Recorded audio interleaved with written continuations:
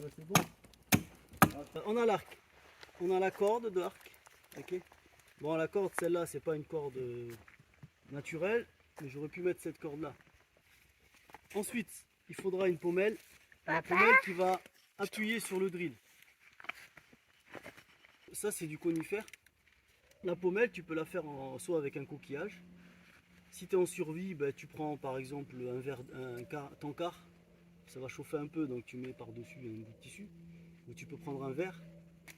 Ça peut être une pierre et à l'intérieur tu as un creux. Ou bien c'est toi qui fais le creux. Avec un silex, tu creuses, tu vois, tu as une pierre en calcaire, tu creuses jusqu'à faire le trou comme ça. Okay. Le foret, donc c'est un bâton comme ça, voilà à peu près. Voilà la section du tibia là, la longueur, cette épaisseur là. Et la planchette, donc bois tendre. Là c'est du lierre, ça aurait pu être de la kématite, ça peut être du peuplier, ok. Du boulot aussi. Du boulot aussi, ouais.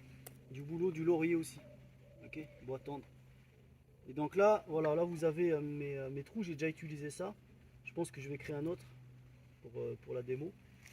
Ensuite on a ici, ben, vous pouvez utiliser n'importe quoi, là c'est de l'ardoise, vous pouvez utiliser de l'écorce ou une feuille pour récupérer en fait la braise, là ça va tomber. Puisqu'en fait, quand tu vas tourner au début, regarde là il a préparé une planchette de boulot, il a fait un pré-trou, ici. Bon, il est trop près en fait le trou, il faudrait faire légèrement un peu plus loin. Moi, quand tu fais le pré-trou au couteau, je viens forer. Je force, ça va fumer pour entamer le trou.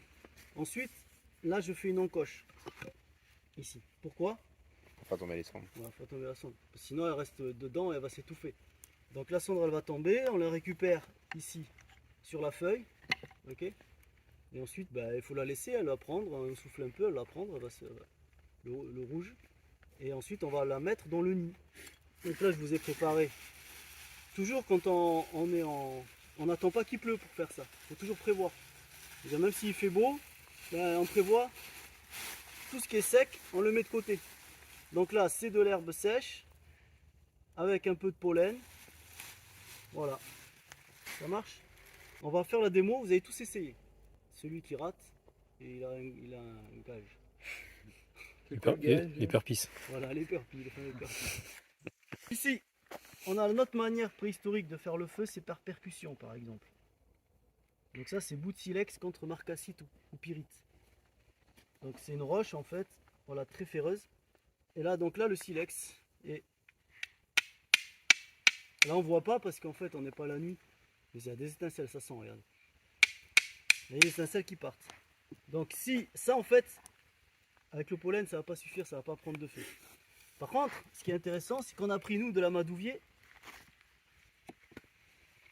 qui fait amadou, d'où le nom. Et ça en fait quand il est sec, on va prendre, et ça prend de suite. C'est-à-dire une étincelle elle tombe dessus, hop, tu as la braise qui s'enclenche. Et après, il n'y a plus qu'à souffler dessus, faire développer la braise, etc. Et ensuite on la met dans le nid. Ok? Yes, mets ton poids dessus. Allez, lentement.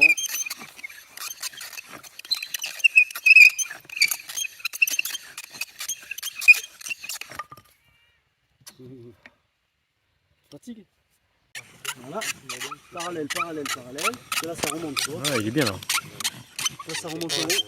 Ça, putain, c'est de me remonter sur le dos. Ouais. Ouais, parce que je le fais trop en fait. Exactement, il fallait être parallèle au sol. Oui, c'est incroyable parce que là je bouge les bras, mais la position commence à me faire une crampe au cul. Yes. Les pauvres.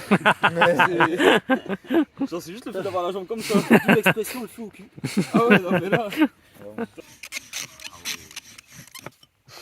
C'était pas mal, ça s'apprend bien. Un début.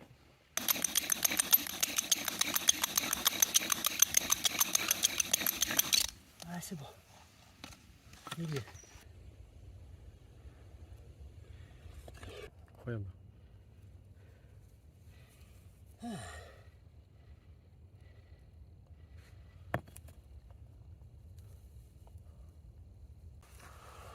La barbe.